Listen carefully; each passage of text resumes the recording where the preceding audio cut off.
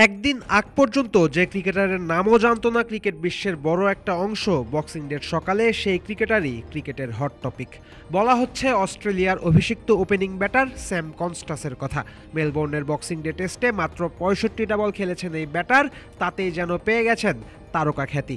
এর পেছনে অবশ্য মূল কারণ হিসেবে কাজ করছে দুটো বিষয়। প্রথমত, বুমরাকে কনস্টাসের মারা রিভার্স স্কুপের ছক্কা।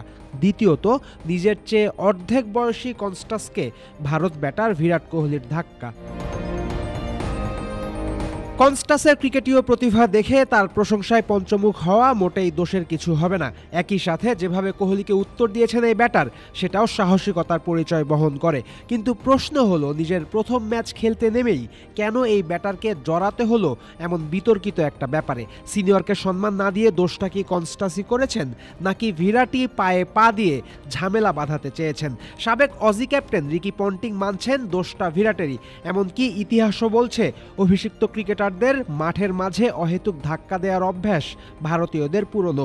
বাংলাদেশের মুস্তাফিজুর রহমানও শিকার হয়েছিলেন এমন ঘটনার। বিরাটও করলেন তেমনটা, আর সম্ভবত ডেকে আনলেন নিজের এবং দলের বিপদও। বছর শেষের খুশি নগদে হবে বেশি। নগদ পেমেন্টে নির্দিষ্ট ক্যাটাগরির কেনাকাটায় 300 টাকা পর্যন্ত ক্যাশব্যাক। ঘটনা বক্সিং ডে টেস্টের প্রথম দিনের প্রথম সেশনের 10ম ওভারের শেষে কনস্টাস যখন নিজের মতো গ্লাভস ঠিক করছিলেন, তখনই হাঁটার ছলে ধাক্কা লাগে বিরাট আর অজি ব্যাটারের। দুজন একে অপরকে দুটো লাইনও শুনিয়ে দেন তখন, কিন্তু তৎক্ষণাৎ উসমান খোয়াজা আর আম্পায়ারের হস্তক্ষেপে বেশি দূর যায়নি দুজনের বিবাদ। এই ঘটনা নিয়ে পরবর্তীতে কনস্টাস সম্প্রচারকারীদের বলেছেন দুজনেই খানিক ইমোশনাল হয়ে গেছিলেন মাঠে, এবং ক্রিকেটে এমন ঘটনা ঘটতেই পারে। কিন্তু রিকি পন্টিং এত সহজে যেতে দিতে চাননি কোহলিকে। পুরো ঘটনার দীর্ঘ ভিডিও ফুটেজ দেখে কমেন্ট্রিতে বসেই পন্টিং বলেন, আমার কোনো সন্দেহ নাই যে বিরাটই ইচ্ছা করে এই ঝামেলা বাঁধিয়েছে। এদিকে এই ঘটনায় বক্তব্য রেখেছেন সাবেক আন্তর্জাতিক আম্পায়ার সাইমন টফেলের মতে আইসিসির কোড অফ কন্ডাক্ট অনুযায়ী বিরাট অপ্রয়োজনীয়ভাবে প্রতিপক্ষের সাথে শরীর লাগিয়েছেন। টফেল মনে করছেন বিরাটই কনস্টাসের পার্সোনাল স্পেসে এসেছেন এবং ধাক্কা মেরেছেন।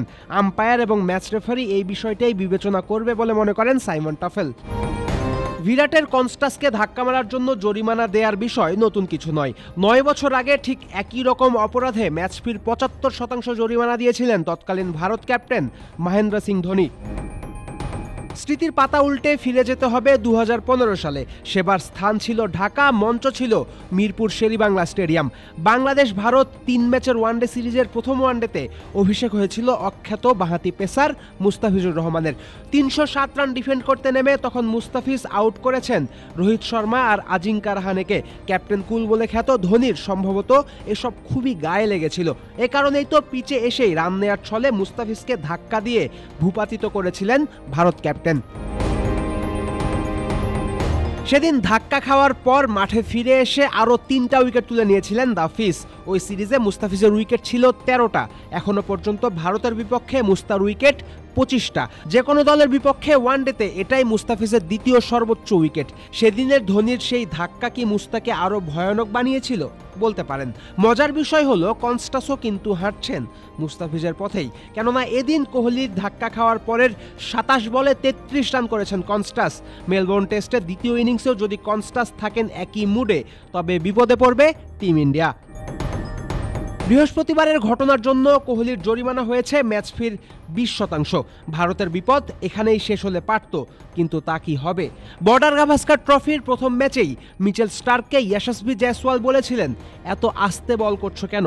এরপরের 3 ইনিংসে 2বার স্টার্কের বলে আউট হয়েছেন জয়সওয়াল, পরিণত হয়েছেন অজিদের প্রধান টার্গেটে।